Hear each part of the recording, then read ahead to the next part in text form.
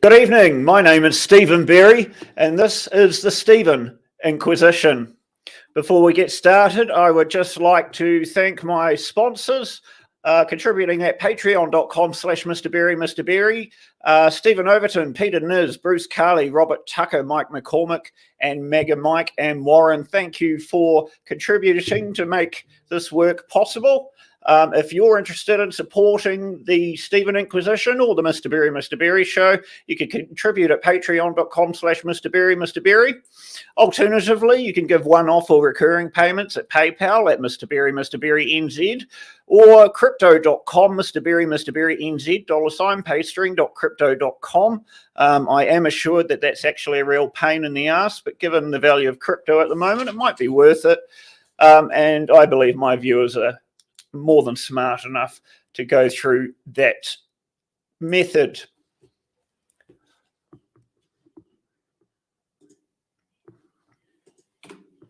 Now, introducing tonight's guest. My guest tonight is a 50-year-old father of four who works in the precious metals industry. He was first elected to the Tauranga City Council in 2016 and again in 2019. Today, he is the Tauranga by-election candidate for the New Nation Party. Andrew Hollis, welcome to the Stephen Inquisition. Now, get started, G'day, please. Stephen. Thanks for having me. Absolute pleasure. Could we get started? Give us your 90-second pitch for why you should be the MP for Tauranga. There's three reasons, really. One is that I'm the only local candidate that's running. There's a few that have moved here recently because of the by-election. Because I'm a city councillor, I've got a pretty strong idea about the issues in the city. In fact, probably a better than average understanding of the inner machinations of what goes on behind those closed doors. And I'll be the voice, taking the electorate's voice to Parliament. I don't have a whip to keep me in line. I can say and do whatever is required for the electorate. There you go. Didn't need 90 seconds. And I think you've certainly proven that in the past.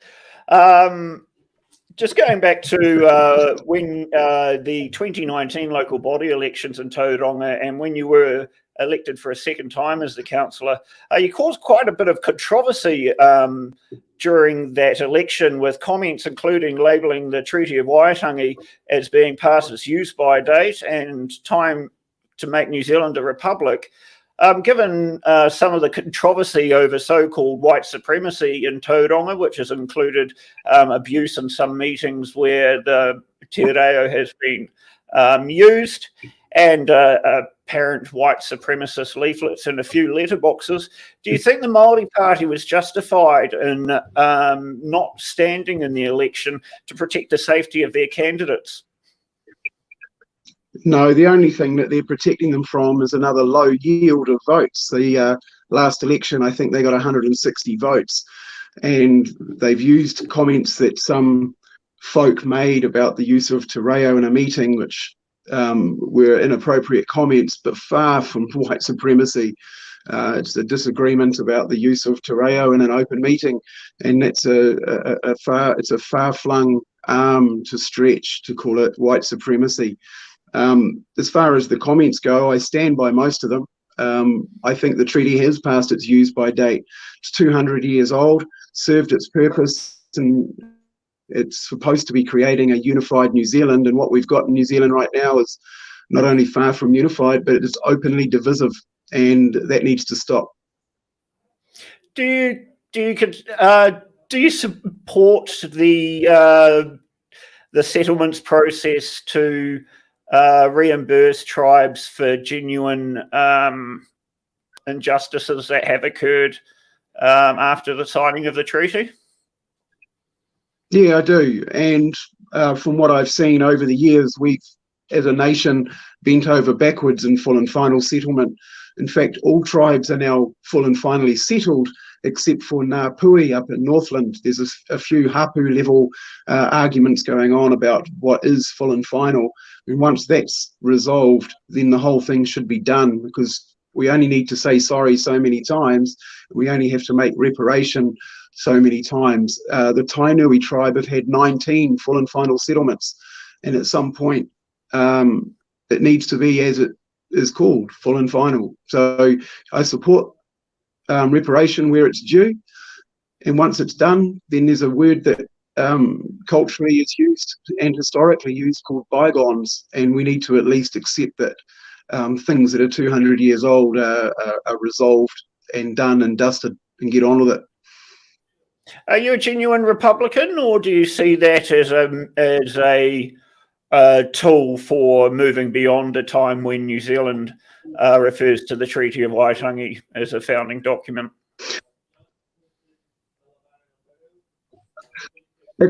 It's a really good point. There is argument about the treaty being a founding document at all. It should be the Queen Victoria Charters of later that year, where New Zealand was actually formed. But it's an argument for another day. The idea of a republic probably stems from looking at a constitution that's written that enshrines our Bill of Rights in law, rather than in some kind of very loose arrangement that we have at the moment.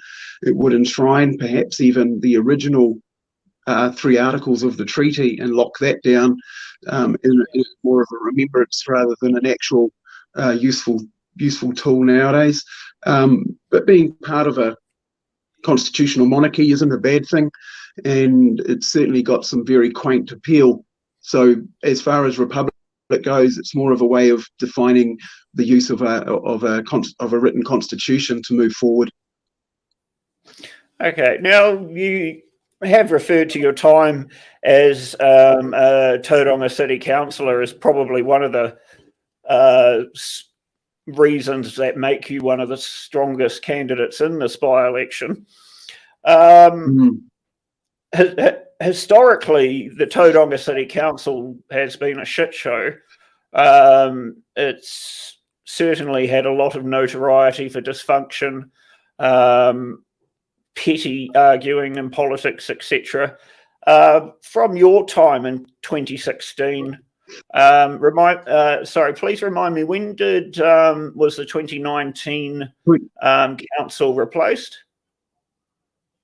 2021. All right. February of 21.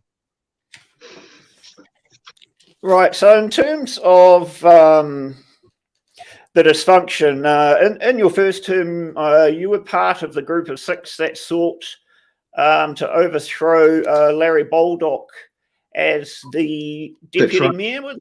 Yep. Take me through that. Why was it so essential for the councillors to split themselves to remove Larry Baldock? One of the side effects of a deputy mayor is to sit quite closely with the mayor. Now, we had I need to go back a couple of steps first. One is that I wasn't in the 2016 election. I was just the 2019. So I was a single year and a bit term. No, that's all right. Just should probably get it right in case somebody pulls us up on it. The second thing is the word. Yeah, that's right. Stuff is an interesting paper. The word dysfunction has been used by the spin doctors to justify bringing in commissioners, but there was in no way was the council dysfunctional. Just before the minister decided to bring commissioners in, we put forward an annual plan that we all agreed on that signed off a 0% rates rise just at the end of a COVID lockdown. And so we actually received accolade for that some 2 to 3 months prior to the minister coming in and getting rid of us.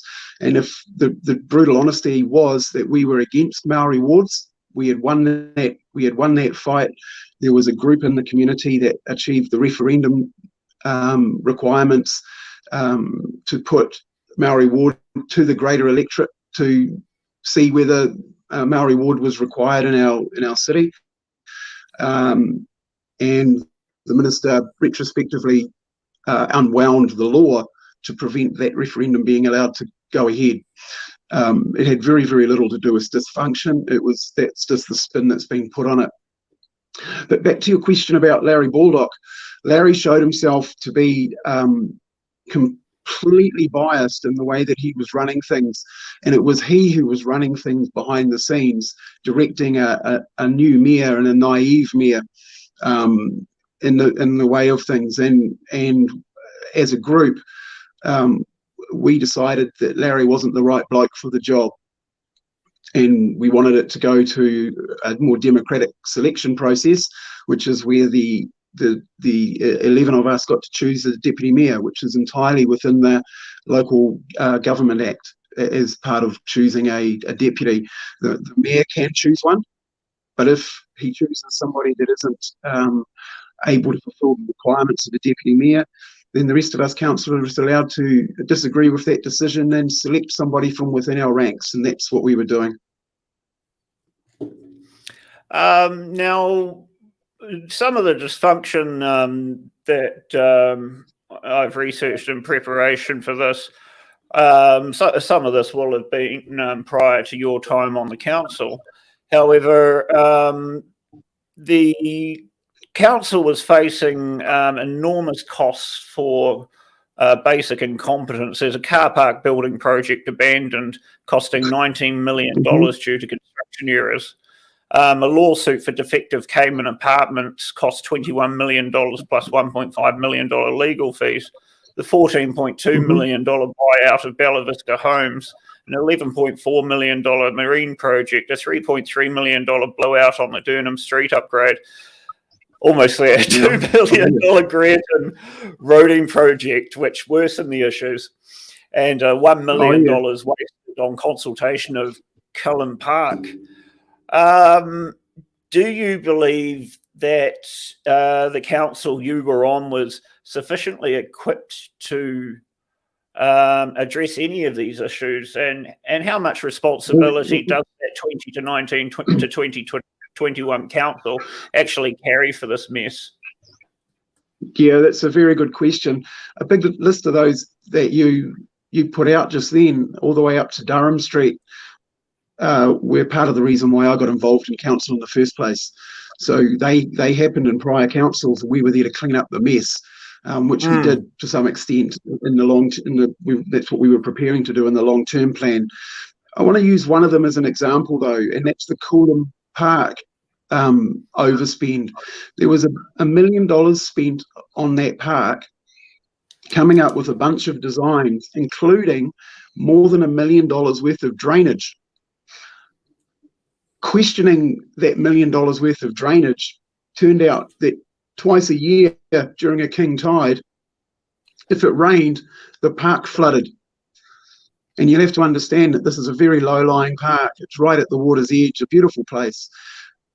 Twice a year during a king tide, it floods. And at low tide, you'll never guess where the water goes. It just disappears. But they wanted to spend over $1 million resolving that issue. So that was something that quite proudly I put an end to. That spend didn't happen. Another one that's happening at the moment is Elizabeth Street, which is very, very similar to Durham Street. And this is under the commissioners, that we asked for $1 million repair to the road.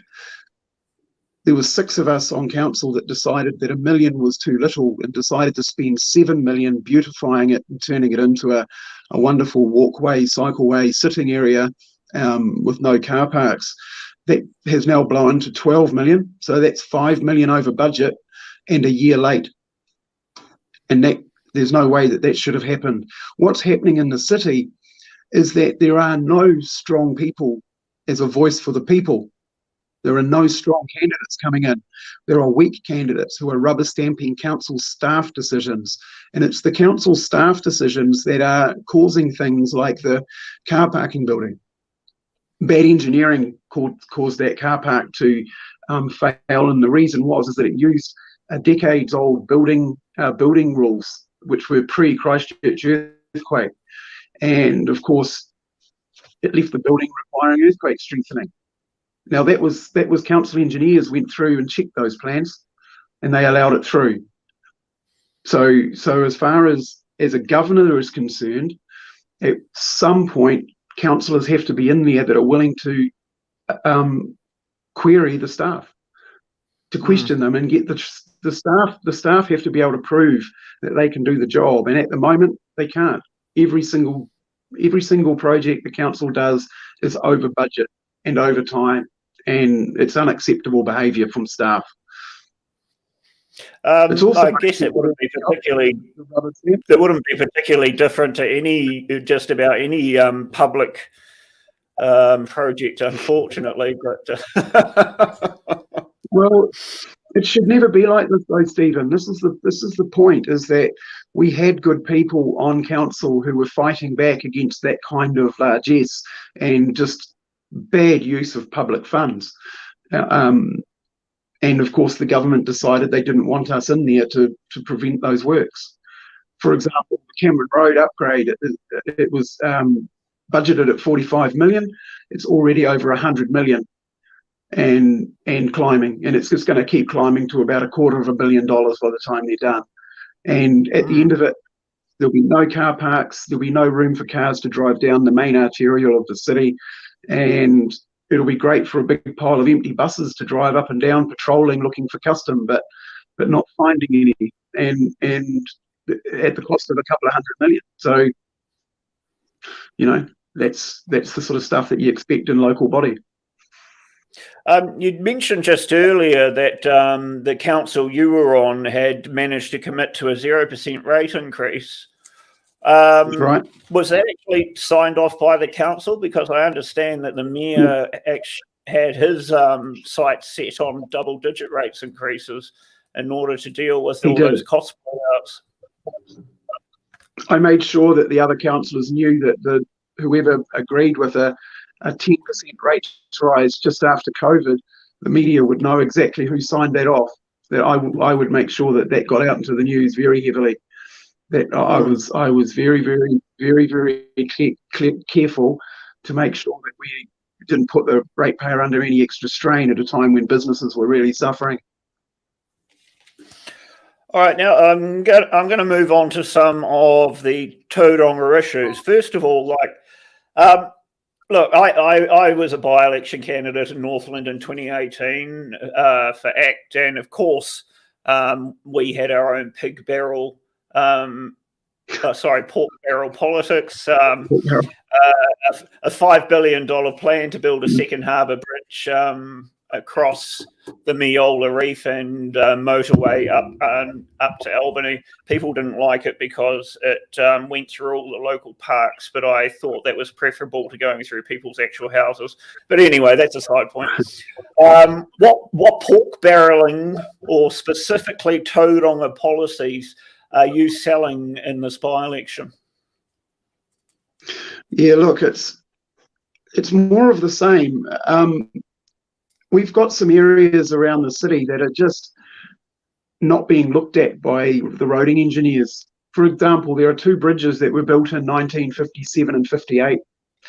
On one of those bridges, we lose as many as 2 New Zealanders a year by going off the side of the bridge and drowning normally. And it's common, like literally every year. And they need to be replaced. So what NZTA have done, in fact, central government pushes it to this point, is change the status of certainly one of those bridges so that it can never receive a capital injection to build it safer and wider. The road leading up to it is a dispute between streets, which councils generally deal with, and highways or motorways, which central government deals with. One of them is that, and it's the council won't stump up and pay, and central says it's not their problem, and it's been like that for coming up 65 years, and they just need to be done. There's a giant port in the middle of our city, the largest port in the southern hemisphere, if what I've been told is true, and it's about to get a 25% increase. So that resource consent is about to get pushed through. It's going to increase roading traffic, heavy traffic, an enormous amount. We've got a new plant going into Tauranga that will employ 600 people for Winston wallboard, jib board. And Oh, there's yeah, going yeah, to be yeah. something close to 16 extra trucks a day or some number like that, just travelling backwards and forwards and inside normal commuter traffic. And our roads aren't fit for purpose. And we haven't had money spent in the city for decades, generations really. And that needs to get sorted. I have seen criticism from you in which you state that Tauranga is currently not capable of accepting any more commercial or population growth due to the infrastructure. Are you actually prepared to shut down and prevent growth until infrastructure comes, or do we need to white knuckle it and then fill it in? One of the things with white knuckling is what the city's done for years. So if I use Aomakaroa as an example, Aomakaroa promised land for growth in 1995. And the quid pro quo was that the road from Aomakaroa to Tauranga would be upgraded.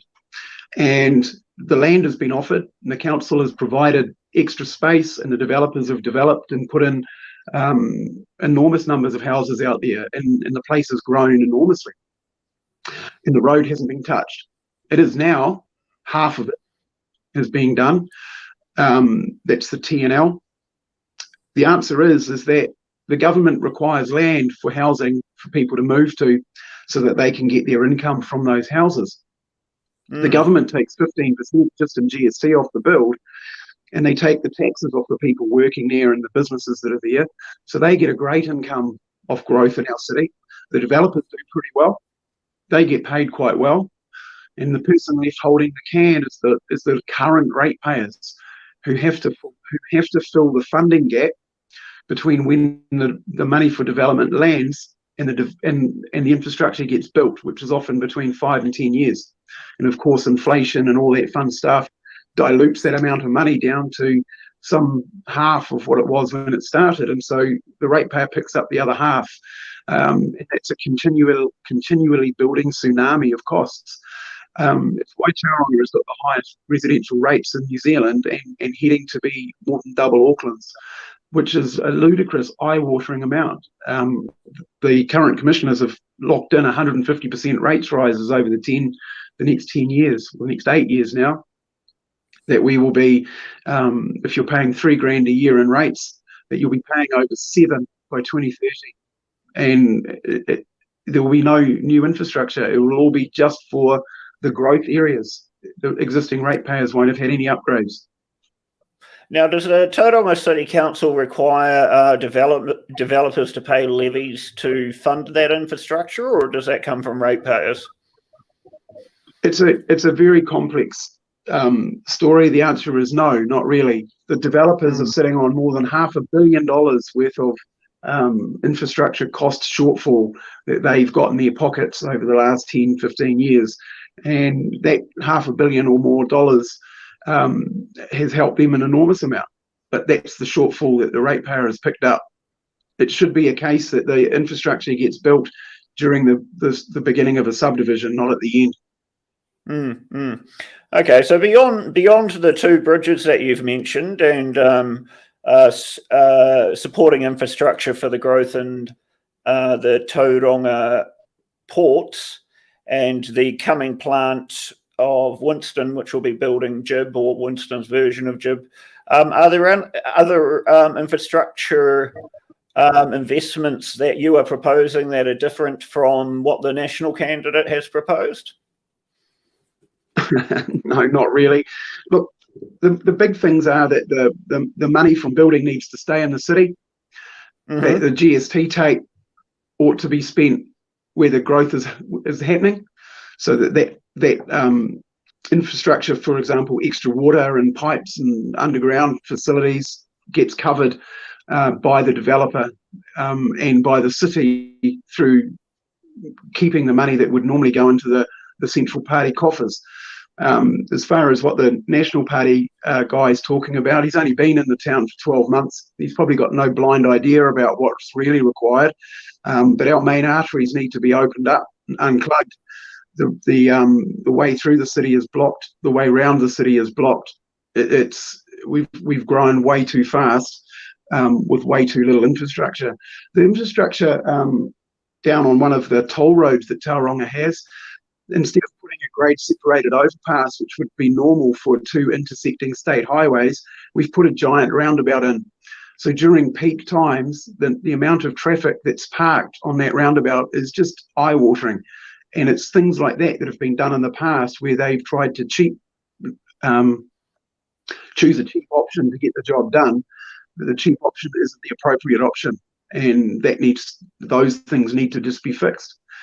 I've noticed on my move to Australia the difference between how Australia just, well, Jesus, they do overspend like hell, and they do take too long to get things done, but they build it big fast instead of doing a half-assed job that needs patching up later. Is that the highway that has the 110-kilometre speed limit? That has a 100-kilometre speed limit? The 110 kilometres.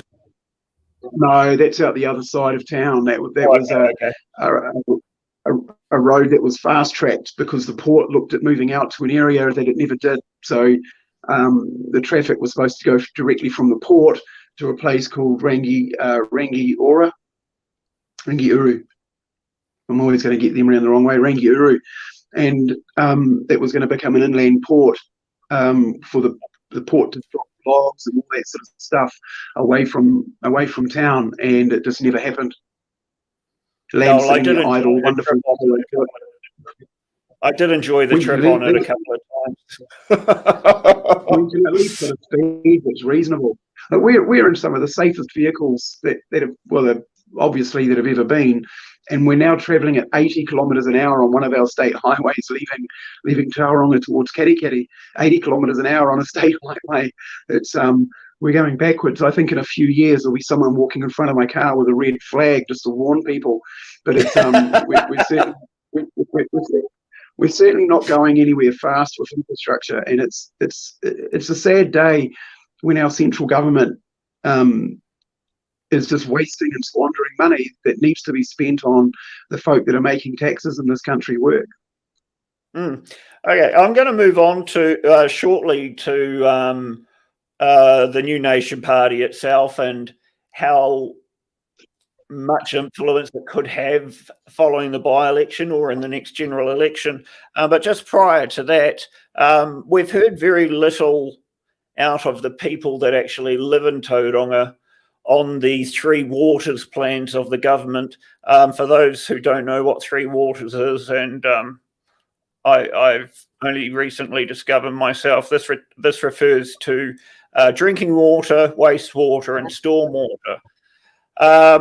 And the proposal of the government is to essentially amalgamate all the 67 various councils' water systems into 4 national systems, which the councils will not have ownership of, but will have voting rights on based on a vote per 50,000 person. I've got that pretty much close, haven't I? Look, your guess is as good as ours. The information we're getting is very sparse, and there's very little detail about the how or even what is going to happen. It's a very much a shoot and see kind of approach that this government's taking to this particular asset theft will do. I mean, there are examples in Wellington where 10 Wellington councils have already begun the process of amalgamating those services. The Auckland Super City, it's nobody's favourite example of how council should be amalgamated, but at the same time, I can't imagine going back to 9 legacy councils.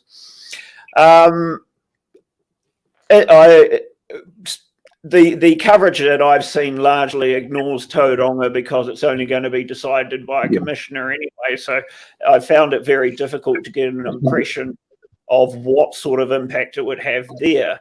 But would there be some benefit in Tauranga ratepayers rather than having to fund water infrastructure, which is probably degrading? as opposed to Mhm. the government taking it over and having more resources and having more amalgamation. I mean, aside, we'll move on to co-governance too, but shouldn't the centralisation of these services actually be better funded and result in better results for consumers? Well, it will be better funded. This is something that is true. That the ability to borrow against water assets is a lot higher. There's a huge amount more debt can be entered into for water assets. That's not necessarily a good thing, because it again will fall on the ratepayer to fill that void, and it can be an enormous void. In fact, it can be up to 10 times the value of the water asset. So I think that there's some And folk that spending around. could be spent on anything other than water assets, would I be right? Well, looking at Tauranga is invested in water heavily, and we've got arguably one of the top water assets in New Zealand. So we're already well covered. Now, what would happen is that the Tauranga ratepayer would be being asked to cover other councils who aren't as foresighted or haven't spent as much on their water asset as has been done. So that would make an extra burden on the Tauranga ratepayer, not only expected to cover their water burden, but anybody else in Zone 2, which covers everything from Raglan all the way across to East Cape, down as far as Taupo, if I've got that right. Will ratepayers still have to fund this, even though it is effectively government funded and controlled? Or is that still a question that I asked the commissioners directly. Sorry? Inside the long-term plan, there's more than $250 million worth of water asset spend locked in. So if Free Waters goes ahead prior to next election, which we think it might, because otherwise it's likely to just be overturned, the Tauranga ratepayer is also then not only getting paid $54 million for a $1.5 billion asset, they're going to throw in another $250 million to upgrade the existing asset that somebody else is going to own. It's an absolute mess of what's going on. I really can't believe that the government will give us $50 million and take over the portions of the long-term plan that are water asset based. And the commissioners didn't agree with me, but they wouldn't deny it either. Okay, and that's an interesting point that you make, because each council's 5 to 10 year plan, etc., for infrastructure does necessitate planning for water. So I would suppose in that case, just about every infrastructure and development plan that each council has will now be at the ransom of government. And that's where the issues are starting to arise before it's even started. The second thing is I'd love to see any kind of modelling on how adding a bureaucracy makes things cheaper and easier for the general public to use. We would have another bureaucracy looking after our water. So in Tauranga, we would have the Tauranga City Council, the Bay of Plenty Regional Council, whatever the water asset is going to be called, and that's just one council too many. We don't need one. We've got it working fine. Our water it doesn't need a third party ownership. It's like, leave our water alone. And of course, there is the co-governance factor. Now, I mean, you've been accused in the past by some of your fellow councillors, well, actually, the mayor, as being a fucking racist climate denier. You probably should get a badge for that. But co-governance is one of the factors that means that you oppose Three Waters, isn't it? It is. Not the least of which, any accident of ancestry doesn't make somebody a better governor.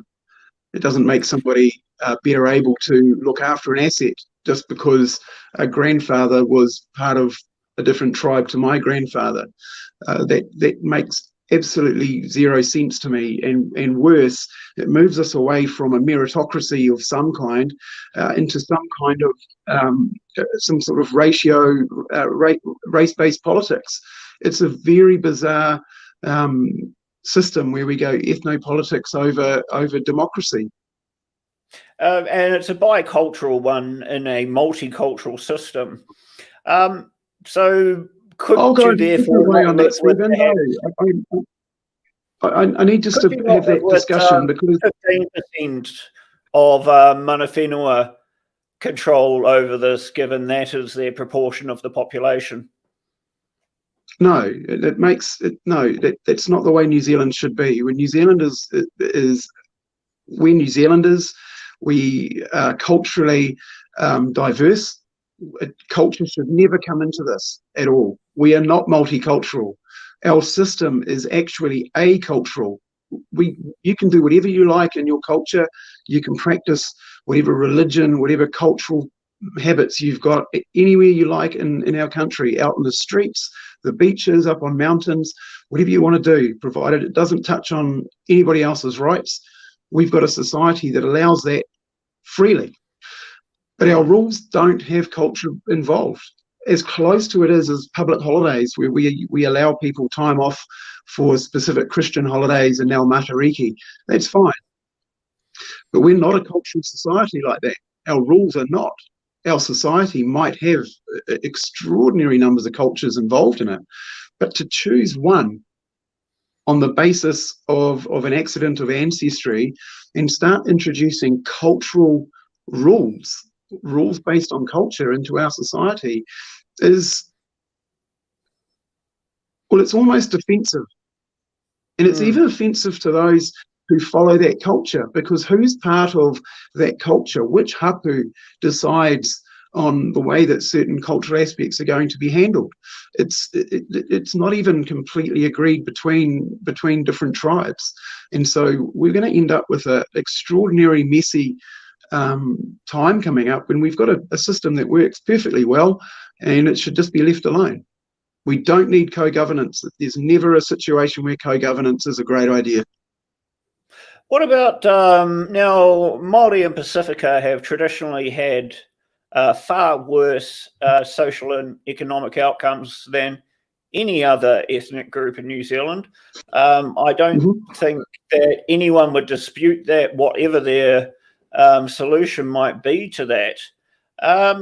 Does the government, given that it does operate social welfare, public education, public hospitals, should it not be targeting assistance at some groups which clearly are disproportionately in need?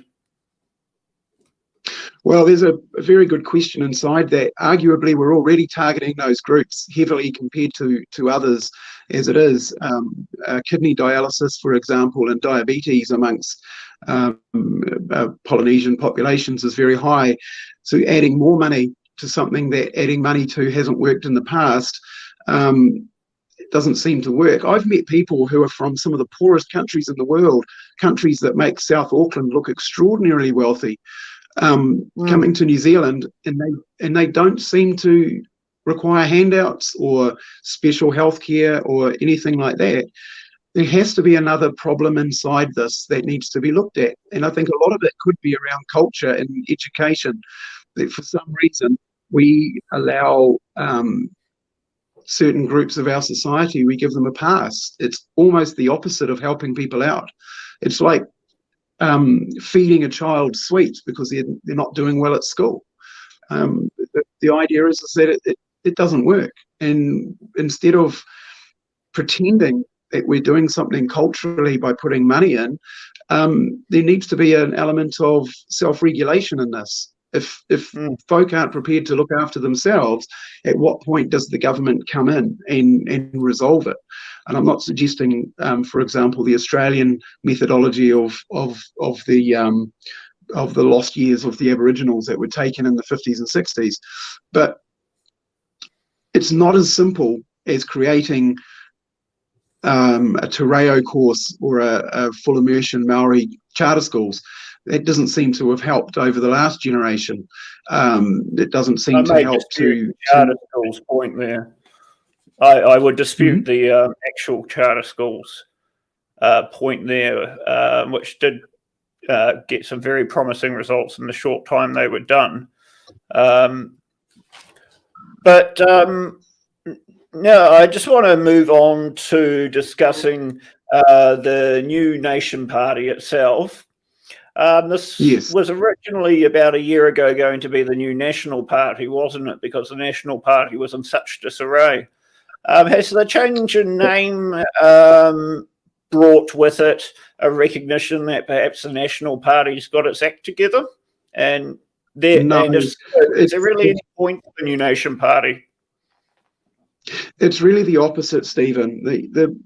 The idea when it was New National wasn't a party. The party thing came about after a pile of discussions with Judith Collins at the time. And what we approached Judith with was that we would help find candidates in areas that were going to be better supported by the electorate and fund them and get them in 23. Judith declined any kind of discussion around that, and we're well funded, by the way. We are almost as well funded as the Nats in total. So we're sitting there doing this election at the moment. Who are some of your funders? Well, Michael Jacob is the number one funder at the moment. He's the leader.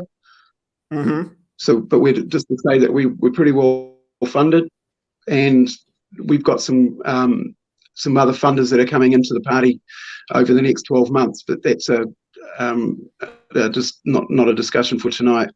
But funding isn't the issue. We were the New Nation, a New National, meaning that what we wanted to do was choose people that were grassroots and common sense rather than bankers and lawyers, and to get National back to its core values, which was less governance and more help for businesses rather than what's happening at the moment. As far as we're concerned, we look at that you say less governance yet more help for businesses. It sounds like you're opposing intervention at first, but choosing particular groups that you would favour government subsidies for. Is this an interventionist economic? No, that's either I misspoke, but when I talk about helping business, the best way that a government can help business is to get out of their way. Most businesses aren't looking for subsidies; they're just looking for a cut down in the red tape to get things done, to employ people, to get people moving in the nation. Most business owners just want to be left alone to do their thing, and most entrepreneurs that are leaving New Zealand at the moment are leaving because it's too bloody hard to do business here. So when I say help business, the best way that a government can help is to just let them do their thing. Just get out of their way, make it easier for them to employ people, not harder, for example. Okay. Let's go through some of the policies that you've currently got on your website. And I understand that the website does state that some of these are still under discussion, but I think some of these are worth discussing in terms of practicality. Sure. Aside from the practicality of getting elected, which I'll move on to before the end. So you want to remove the party from the United Nations, remove the country from the United Nations, which I have no issue with, but you describe an influence at local body elections of the United Nations. Yes. I can't say I've ever seen that in my experience. Is this conspiracy theory nonsense? What do you mean? That the United Nations is working towards doing things at local level? Yes. What examples have you got Agenda of that? 21. Agenda 21. The whole thing at the moment of live, work and play, that's the United Nations Sustainable Development Goal. The entire climate change nonsense, where 30,000 households in Tauranga were just put into flood zones because of the policy that using the most extreme sea level rises invented by man are now being used in policy in New Zealand. Those are all United Nations policies. It's all related to the Sustainable Development Goals of the United Nations, and pulling out of that will make it cheaper for us to live here. It'll certainly stop James Shaw giving away $1.6 billion over the next 12 months. Oh yeah, and in terms of climate change, as I said earlier, you've been accused of being a fucking climate denier. I mean, that's not even worded well. Are you a denier of climate change? No, and I most certainly am not. It's probably reasonably well known that I'm a geologist, and my master's degree was volcanology, so I've got some idea about different things that affect the chemistry of the atmosphere.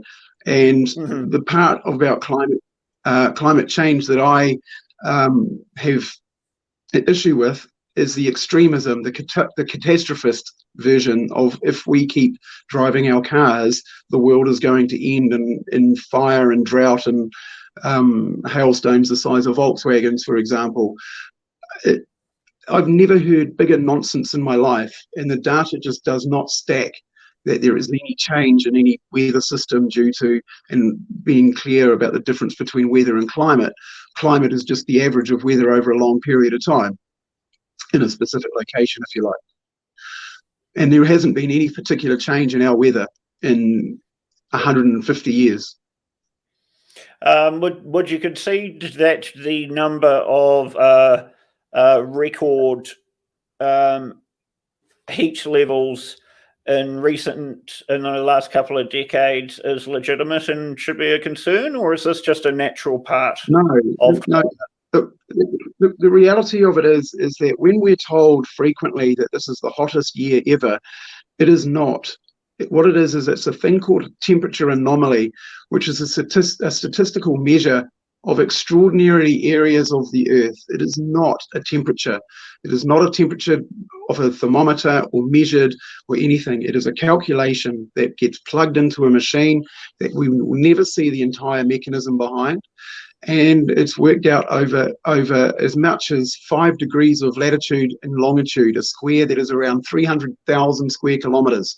One temperature reading per 300,000 square kilometers, that's then averaged across the globe to give us a temperature that's 1/100th of a degree higher than what it was last year, and the world starts ending in the media. The answer is no, that's complete nonsense. It is not. These aren't hot temperatures. If you look at any thermometer record from any country you like, you can't see it in the thermometer record. It is so trivial. And yet it's blown into all manner of disaster looming. And you can't have it both ways. You can't say it's going to happen in 50 years and happening now as well. It just doesn't work like that. And I do actually agree with you. I mean, ancient Roman times were considerably warmer than now, but the wine-growing region if I just gave you questions that I agreed with you. That's right. It's a soapbox I can get on pretty easily. Yeah. Look, so we've mentioned support for businesses. I may have missed a particular policy on business tax, but you're more than welcome to add it in here, please. The party proposes the introduction of a tax-free threshold for income from $0 to $25,000.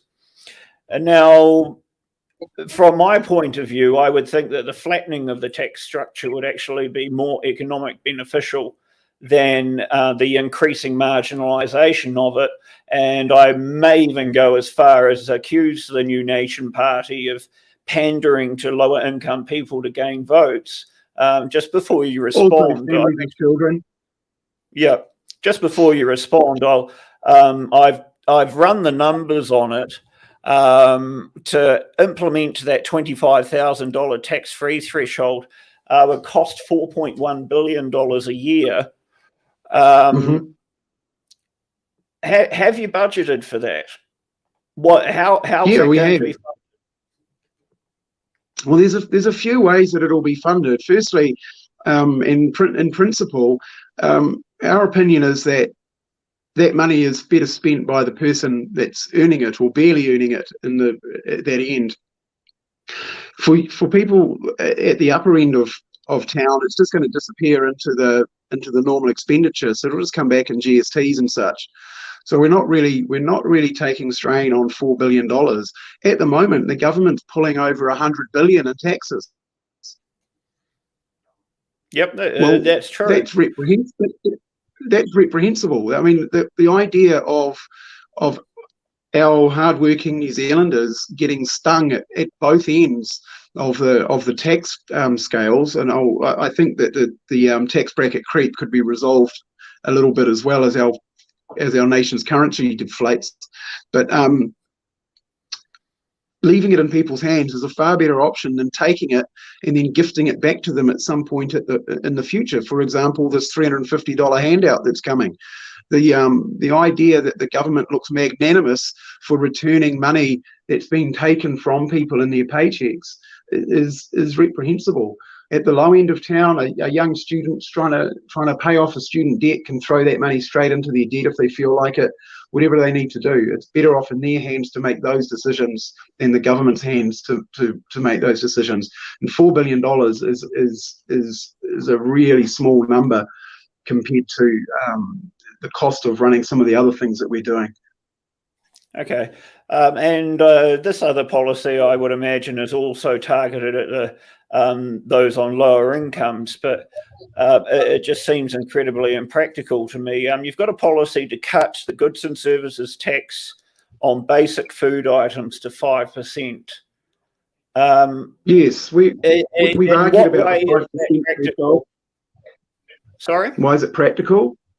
The reason that it's practical, again, is that taking money off for the sales of fresh fruit and vegetables, it just seems like a no-brainer. When did Australia do it? Well, Australia did it when they introduced GST at 10%. And when I get my receipt at the supermarket, it has a symbol to tell me what has GST on it and what doesn't. But you have examples whereby if you go to a bakery and you buy a bun which has cream in it, that has GST in it. If you buy a plain bun which has glaze on it, that has no GST on it. If you buy a loaf of bread which is plain, no GST. If you buy a luxury loaf of bread, it does have GST. If you go and get a plain roll in a cafe, which is just like the one in a supermarket, you pay GST. From my point of view, it just makes money for lawyers and accountants and an extremely complicated system to administer. And I would also challenge you to define what is a basic food item. Are biscuits basic food items, like plain biscuits, or chocolate biscuits, or? Certainly not chocolate biscuits. That's not a basic food item. It is in my house, perhaps, but maybe not in other places. The point behind it, and it obviously needs work, is to get people away from things like sugary treats. The idea of if you mix flour and sugar together to make a biscuit, it's not a basic food item anymore. Basic means simple. So it's fresh fruit and vegetables, things like that. So once it's been modified, it's no longer. What about fruit juice? Isn't a basic food item. The same amount of sugar as a bottle of Coke. That's right, but it's also processed. So fruit juice, it wouldn't be a basic food item. And apple juice wouldn't. Okay, so milk, 2 litre milk, which is full cream, versus 2 litre milk, which is unpasteurized, versus A2 milk versus. Do you see that perhaps this policy is actually going to create more compliance costs at the end that make it unworthy of pursuing? It'll create. No, I think that there's a process through that can be worked. If you think that if it turns out that milk is a basic item, then fine. I actually think that milk is far too processed anyway, where it's no longer actually milk. It's a reconstituted milk protein plus sugars and all sorts of stuff to make it like milk, but it's no longer milk. You can see that you and I can't even agree on what a basic food item is. Okay. No, that's right. I think there is a lot to do on that particular policy, but I do think that something along the lines of that is required. Perhaps just a blanket cut in GST? Yeah, look, a blanket cut in GST. I wish it had never gone up. 10% was fine. It goes up typically because of poor spending habits of governments. They go, well, if we put GST up 5%, we get extra money to spend on fun stuff. So they do that.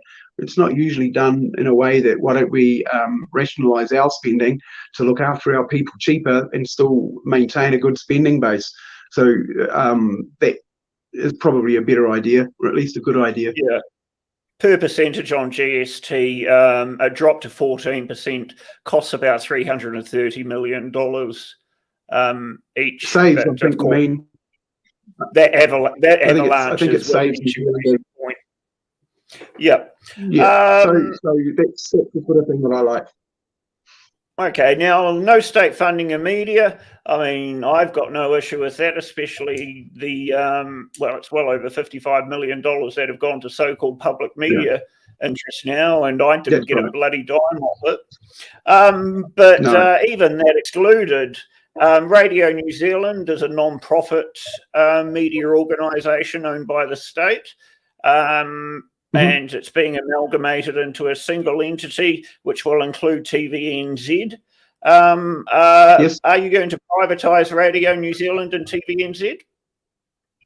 That's entirely possible. If we can't trust them anymore to be the fourth estate, and we're funding them to not be the fourth estate, then I don't think they deserve funding. And I think that the answer is that their chief executives and senior executives have either lost their way or have lost the ability to be considered an unbiased fourth estate, which the whole point of it was to keep a government honest, and instead they have been bought. And it's blatantly obvious to see, just based on the lack of news in New Zealand now. You've got people like yourself, like all of the good radio presenters have gone out either on their own or retired, the ones that did hold people to account. And we've got mechanisms now that people can get paid if you provide good content. YouTube and podcasts provide at least some income, and you get to make your own decisions. And if people want to watch you, then they'll pay. And we live in a life that supports that. But I don't think that we should be funding state media anymore. And New Zealand On Air, that funds some parts of media. Should New Zealand On Air be cut or eliminated entirely? Well, again, some part of there that wasn't on the party policy list. No, that's all right. I think it goes down the same pathway, that if the spend cannot be shown to be arm's length and without government intervention, then the spend should be stopped. That the fourth estate has to rebuild in whatever it looks like, and it has to hold the government to account. And if that means that the fourth estate no longer likes the government so that honest news happens, well, great. Bring it on. Okay, that's how it should. 2 minutes left. We've got 2 minutes left. Right. I still haven't covered everything I'd like to, but two things. You've stated that Marsden Point should be nationalised to ensure energy dependency, though even when it was in operation, we were still importing gasoline from overseas. The construction of Marsden Point was $10 billion in the 80s. God knows what its assets are worth now. Do you know what they're worth now? No, I don't. Probably not terribly much at the moment. From the dismantling that's happened and the lack of upgrade spend on Marsden Point, probably the cost of refurbing it is going to be more than a rebuild anyway. The reality of this is that oil's our third biggest export. No, I think that we do, but we can get away with probably smaller refineries based in different parts of New Zealand. Probably closer to the oil would be a good start. All right, and in the last minute we have left, there are 12 candidates in this by-election. My pick for the first three would be National, then ACT, and then Labour. I mean, you've got a good local profile, which probably gives you an advantage over many. Can the New Nation Party win this by-election? And if not, what do you intend to do as a result of it? regardless of this win, lose or draw, we'll be running again next year, but we'll be running a national campaign rather than just a local one. And we've learned a lot from running this by-election. So yeah, I've got a pretty good shot at it. It depends on whether people are happy to put somebody from red or blue back in. I think that Labor's not likely to do very well. The government's in decline. So I think that that's a straightforward, unlikely chance. ACT isn't doing terribly much down here beyond signs. And National putting in an unknown local person or person, an unknown person is a very strong risk for them. So it's really just wait and see on June the 18th. There's no way of calling it right now, but I'm certainly in with a pretty good shot. Okay, Andrew Hollis, thank you very much for joining me. You have survived Thank you, the Inquisition.